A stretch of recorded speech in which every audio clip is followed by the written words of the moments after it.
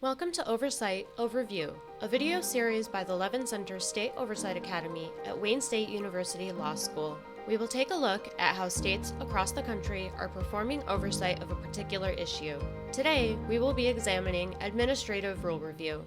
Admin Rule Review is a complex area of legislative oversight, and the process varies greatly from state to state. As you will see, some of the committees we examine must work with state agencies, legislators, governors, judges, and citizens if they attempt to reject or repeal an administrative rule.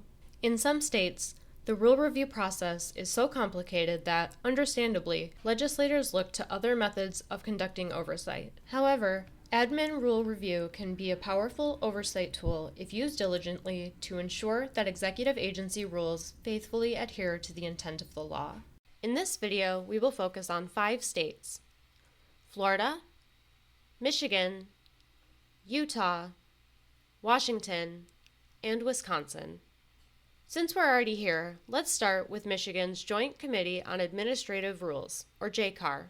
This bipartisan legislative committee consists of 5 senators and 5 representatives, 3 from the majority party and 2 from the minority from each chamber. Members serve 2-year terms. The committee may meet at any time during the legislative session or during the interim between sessions. It can hold hearings on rules submitted to the committee, rules previously filed with the Secretary of State, or any other matter it considers appropriate.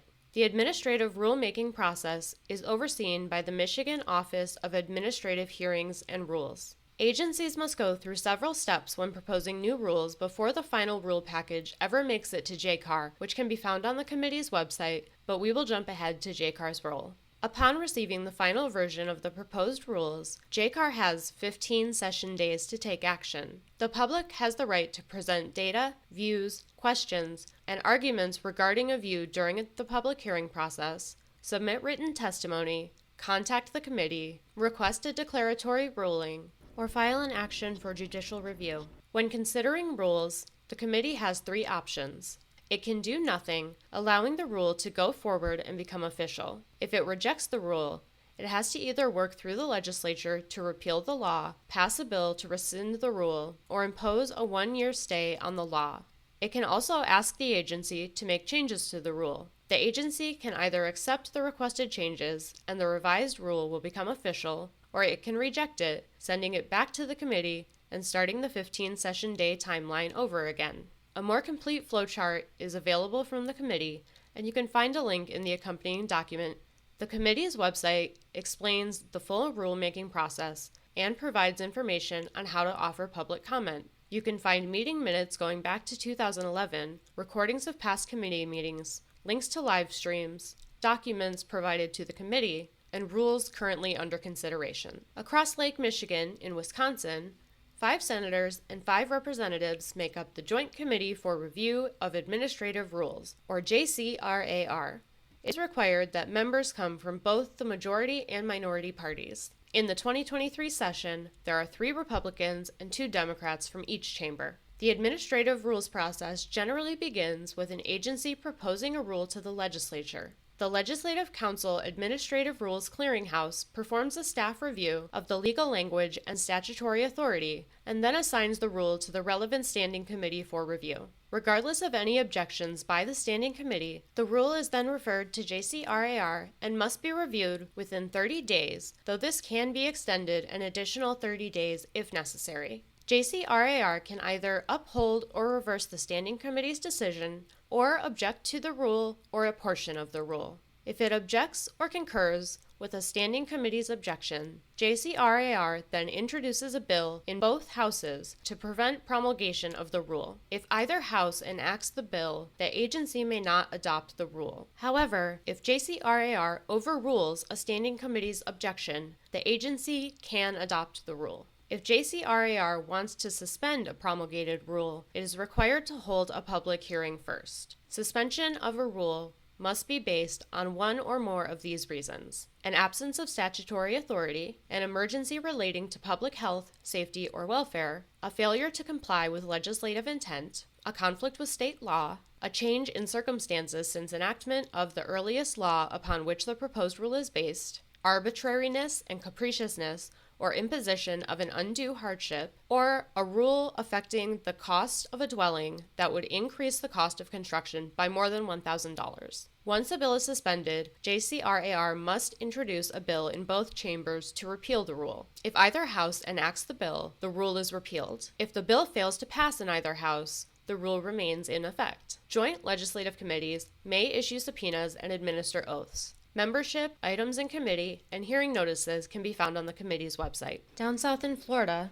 Florida's Joint Administrative Procedures Committee is a joint standing committee currently comprised of 5 senators appointed by the President of the Senate, 3 Republicans and 2 Democrats, and 6 representatives, 4 Republicans and 2 Democrats, appointed by the Speaker of the House. The committee maintains a continuous review of the statutory authority on which each administrative rule is based to ensure that the executive branch actions do not violate the Administrative Procedure Act. The committee can request that the agency repeal a rule for many reasons, including the rule is an invalid exercise of delegated legislative authority, the statutory authority for the rule has been repealed, the rule could be made less complex or more easily comprehensible to the general public, or the rule will require additional appropriations. To perform its oversight functions, the committee may request from an agency such information as is reasonably necessary for the examination of a rule. It can issue subpoenas with the approval of the President of the Senate and the Speaker of the House. If an agency objects to a request to repeal a rule, the committee may, with approval of the Senate President and the Speaker of the House, notify the governor and head of the agency of its intention to seek judicial review. The committee must give them a reasonable opportunity, not to exceed 60 days, for consultation with the committee. The committee consults regularly with other standing committees that have jurisdiction over agencies. It annually reports recommended legislation and other action to the President of the Senate and the Speaker of the House. It performs an annual review of all changes in legislation that occurred during the session to determine if any rules may have been affected. It is also tasked with establishing measurement criteria to evaluate whether agencies are complying in adopting and implementing rules. They also continuously review the actual statutes that allow for agencies to adopt rules and make recommendations to the appropriate standing committees if changes are necessary. The committee's website has reports available going back to 2005. It also provides legal research about the Administrative Procedures Act, meeting records, and frequently asked questions. Out west in Utah, the Administrative Rules Review and General Oversight Committee exercises continuous oversight of the rulemaking process. 5 senators and 5 representatives, 3 Republicans and 2 Democrats from each chamber, examine each rule submitted by an agency to determine whether the rule is authorized by statute, whether the rule complies with legislative intent, the rule's impact on the economy and the government operations of the state and local political subdivisions, the rule's impact on affected persons,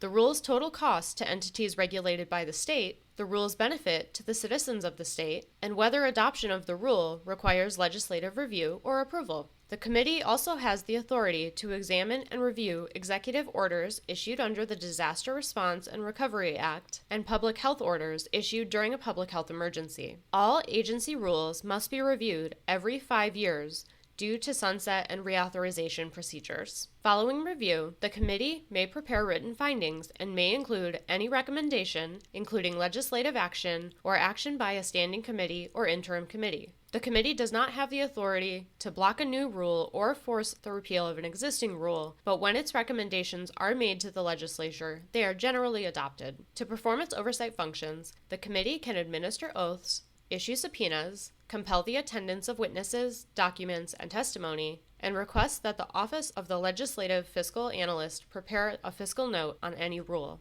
Membership, meeting notices, schedules, and materials, legislation, studies and recommendation, and information on participating in virtual meetings is available on the committee's website. Finally, let's head to the Pacific Northwest and take a look at Washington's Joint Administrative Rules Review Committee. The committee of 4 senators and 4 representatives is divided evenly by party. The committee employs nonpartisan staff from both Senate Committee Services and House Office of Program Research who regularly review all emergency, proposed, and adopted administrative rules as they are filed with the Code Revisor's Office. The committee reviews proposed and existing agency rules to determine whether the rules conform to the intent of the statutes they purport to implement, and whether the rules will be or were adopted in accord with the procedural provisions of the law, including the Administrative Procedures Act. The committee also reviews whether an agency is using policy or interpretive statement in place of a rule. If the committee objects to a proposed rule, it must notify the agency of its decision and reasoning. The agency then holds a hearing on the committee's findings